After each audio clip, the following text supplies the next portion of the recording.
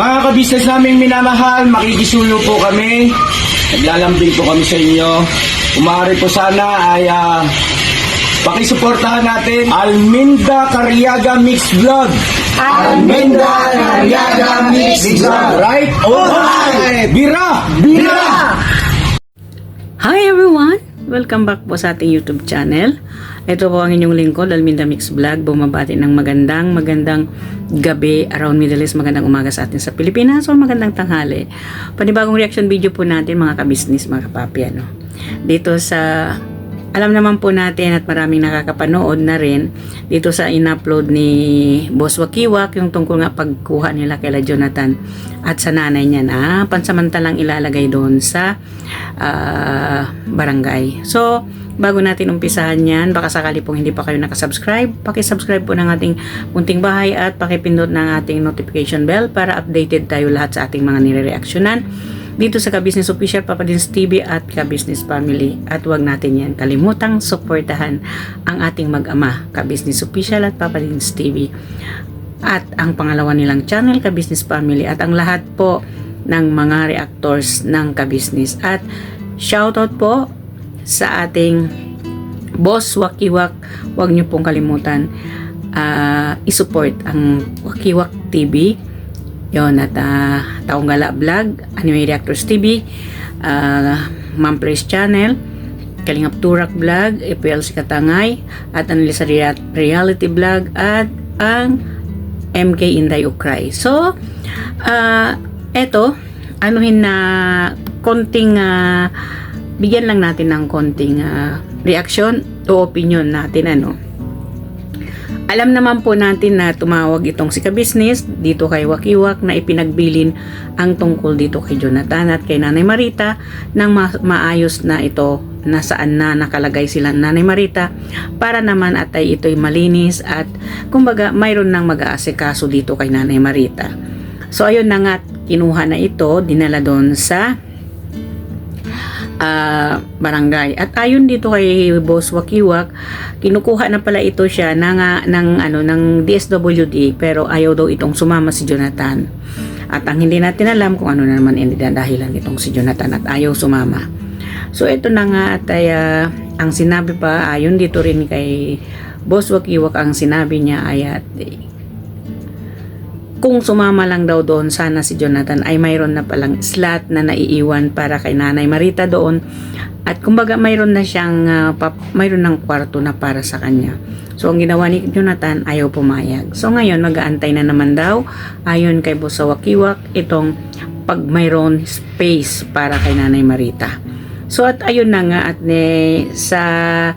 sa concern niyang Ka-Business ay inutusan o ibinilin dito kay Boss Wakiwak na bantayan at arugain at tignan itong sila Jonathan at ang nanay niya. At ginawa din naman ito ni Boss Wakiwak ang bilin ni Ka-Business sa kanya. Tingnan nga naman natin kahit saan pa papunta si Mr. Ka-Business ay lagi niyang binibilin itong si Jonathan at hindi niya ito makakalimutan na hindi ito asikasuhin. So bagamat malayo sila pero andyan pa rin si Boss Wakiwak na mag-iintindi dito sa mag-inang ito. Yun na nga't dinala na nila doon at nandoon na nga sila Jonathan at si Nanay Marita. So ayon kay Boss Wakiwak ay pinuntahan niya ito ng mga alas 12 ng gabi at nandoon daw ay wala doon si Jonathan, si Nanay Marita lamang. So pagka kinabukasan ay pinuntahan itong uli ni Boss Wakiwak at nandoon na si Jonathan. At ito'y narinig natin ito dito sa vlog ng nagbablog kay Jonathan na ang sinabi ni Jonathan ay umalis na sila doon sa barangay at alam yon ni Boss Wakiwak kasi nagpaalam nga daw siya. Nang sabi, ayon naman dito kay Boss Wakiwak ay totoo yun at nagpaalam sa kanya.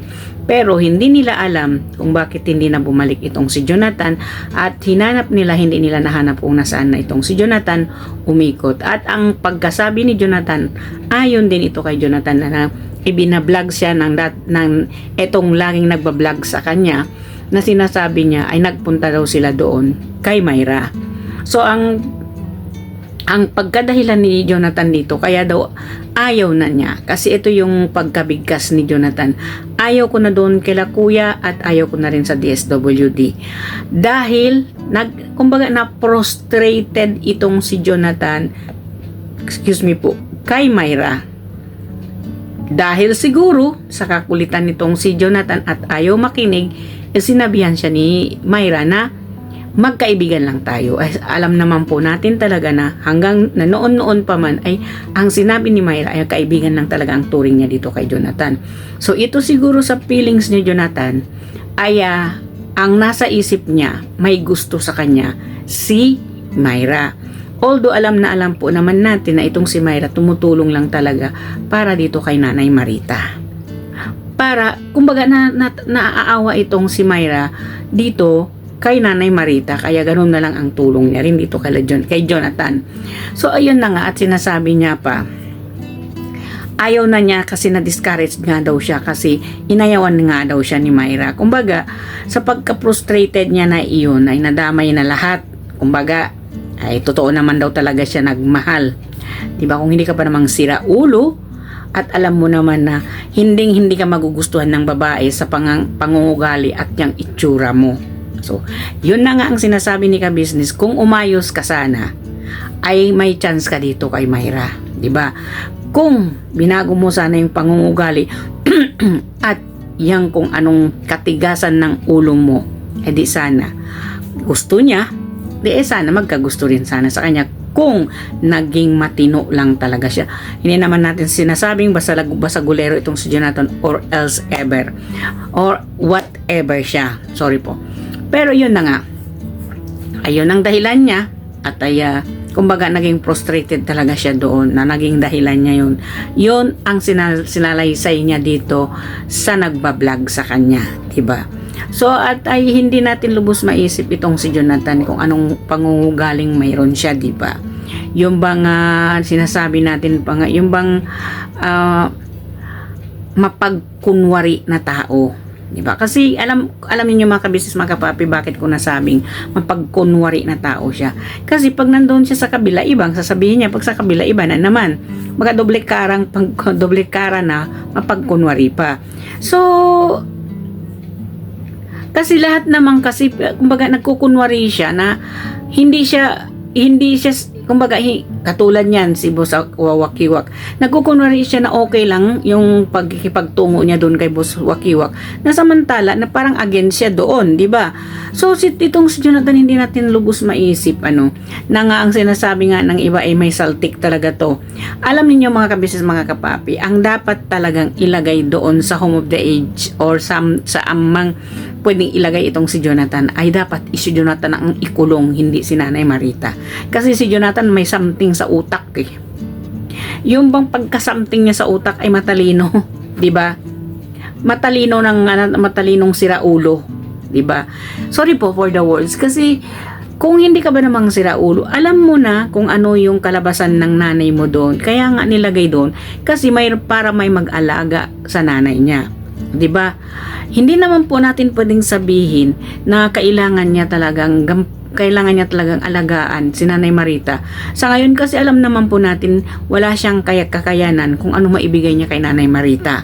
So itong si Jonathan ay nagdidesisyon ng kanyang kabaliwan na isip. Diba? Asan na naman niya nilagay si Nanay Marita ngayon? Na alam naman po natin na kailangan ni Nanay Marita ang mapagamot talaga siya. Dito sa ginawa ni Mr. Ka-Business at si Boss Wakiwak, para ito gumaling o para itong maging maayos itong kalagayan ni Nanay Marita. Para na rin ito sa futuro ni Jonathan kung sakasakaling nandoon na si Nanay Marita doon sa home of the age at saka si Jonathan ay mag-uumpisa magtrabaho dito kay Ka-Business. Ano ba ang maging kapalaran ni Jonathan? Natural, mapaayos siya at ma-change, kumbaga mabago ang buhay niya, mabago kung sino siya. Pero sa kasiraan ng tuktok nitong si Jonathan, Hindi niya yon iniisip. Ang lagi kasing nasa isip niya, ang pumunta siya lagi doon, kung sino yung nagbablog sa kanya, doon siya naglalabas ng hinaing niya. Ang hinaing naman niya na paninira niya. Kumbaga, itong si Jonathan, sanay na magsalita ng hindi magaganda laban sa mga taong kung ayaw niya. Diba? Ito kasing pangungugali ni Jonathan. Kung hindi mo ito bigyan ng pansin, hindi naman yata ito siguro mamimilit paulit-ulit babalik sa iyo. 'Di ba? Hindi naman po natin kuni-question kahit sinong tao gustong tumulong dito kay Jonathan. Masaya po tayo at masaya ang ka-business kung may tumulong man dito kay Jonathan. Ang problema lang kasi sa pagtutulong nila ay si Jonathan hindi na sumasang-ayon kung ano ikakabuti ng nanay niya. 'Di ba? Hindi naman natin sinisisi yung mga tumutulong Kasi natural siyempre kumbaga ang iisipin ni Jonathan, kahit hindi ako tulungan ni Kuya, may tumutulong naman sa akin. Yun na kasi, kumbaga, nandoon na yung pangingisip ni Jonathan sa ganong sitwasyon na yun. Diba? So, ang aking ang aking lang masasabi, opinion ko lang, ang dapat si Jonathan ang ilagay doon sa yung bang pwede ba yun? O masasabi ba natin yun pwede doon siya sa mental? Hindi naman yata siya pwedeng i-accept doon sa mental hospital kasi pag questionin siya, tatanungin siya, ang galing niyang sumagot, ang galing niyang mga tuwiran, maumang dahilan, di ba?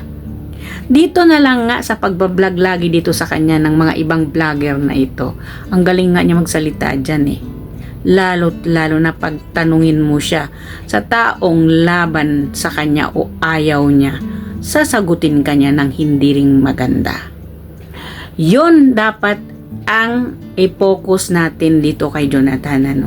Bakit na lang kasi hindi na lang makipag-ugnayan o hindi na lang ihinto kung ano man ang dapat ihinto? Kasi hindi na kasi natin mabago itong pangingisip ni Jonathan sa ngayon, 'di ba? Pero eto lang titingnan natin kasi nakabalik na sila pinunong ka-business dito sa sa Caloocan kung ano ang mangyayari. Na alam naman natin hindi nahanap ni Boss Wakiwak kung nasaan si Jonathan. Kasi alam naman po natin doon sa vlog na nagbablog sa kanya, may nasasabing hindi maganda si Jonathan laban kay Boss Wakiwak. 'Di ba? Alam natin 'yon. So dito kay Jonathan kasi hindi natin lubos maisip kung bakit masabi niya yung ganun Hindi naman hindi tumulong, Tumulong naman si Wakiwak at nagbigay ng effort si Wakiwak sa kanila, pero iniba nitong si Jonathan ang pagtulong ni Boss Wakiwak sa kanya. 'Di ba? At may na-mention pa siya dito. Ayaw daw niya kay Boss Wakiwak kasi raw hindi siya komportable dito kay Boss Wakiwak. Hindi raw sa tulad ng dalawang nagbablog sa kanya, komportable siya dito. At bakit kaya? Yon ang dapat nating alamin.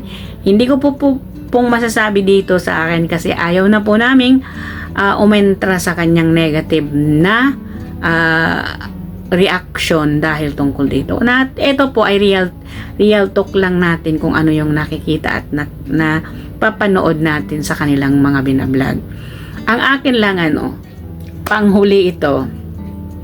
Sana kung pabalik-balik man dyan sa kanila si Jonathan, wag na sana nilang entertainin, wag na sana nilang bigyan ng pansin at wag na lang sana nilang i-vlog. Oo, pumupunta si Jonathan dahil humihingi siya ng tulong. Pwede ba namang itumulong tayo na walang camera? Hindi ba? Kung gusto natin ng tahimik na walang issue.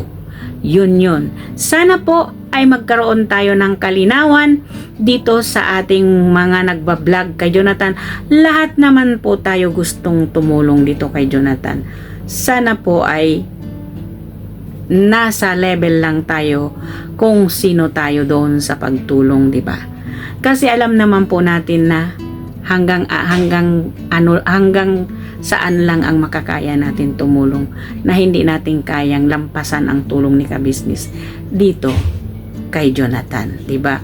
So dito, hanggang dito na lang po mga ka-business, mga papi. Sana po ay mga basher, wag kayong magagalit kasi wala naman akong binanggit hindi maganda, hindi ba? Alam po naman namin yon, di ba? On the bottom of that, alam po namin yon.